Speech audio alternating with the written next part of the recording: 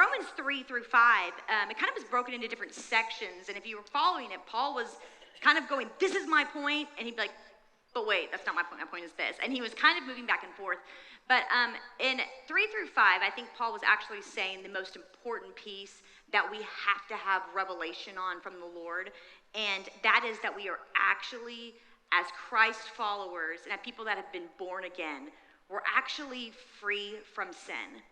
And if we don't believe that we're free from it, what we're really saying is sin is more powerful than the sacrifice that Jesus shed his blood on that cross.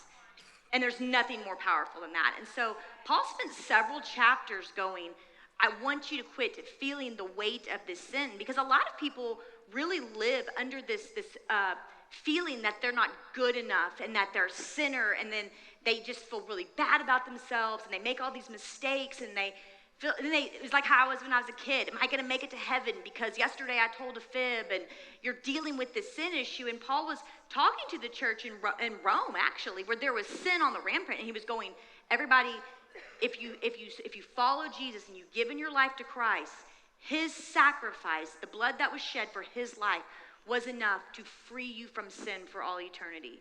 There's nothing more powerful than the sacrifice that Jesus made for us on that cross. And so there's some words, and I think in this series we might dive a little bit deeper into these words.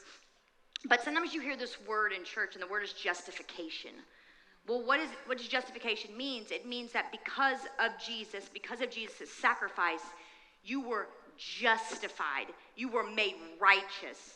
So you didn't really do anything. You didn't work really hard. You didn't do certain things. Really, you said that, Jesus, I want to accept your free gift of salvation. That's what you did. You accepted that, and you became justified. And it goes back into the Old Testament. We know about animal sacrifices. So when there was sin amongst the people, they would go through all of these sacraments to have these sacrifices to shed blood for an animal to get people to be righteous for 5 whole seconds before they did something that got them unrighteous. So when Jesus came, he was the perfect sacrifice that gave us righteousness for all eternity, right? And so that's where this justification is coming from. And then redemption, that's what the sacrifice was. He redeemed us. He bought us back. So when Adam came, he actually sold us, right? He was the first man. He came and sold us. So Jesus came as the second Adam, and he came and he undid everything that sin had done to us. He redeemed us back. We were God's people, and he came back and he bought us back with his blood. But then there's a third part of this, and we're going to hit this part in a little bit, and that's the word sanctification. Well, sanctification is we understand that we are now made righteous because of who Jesus is, and because of his sacrifice, we are righteous.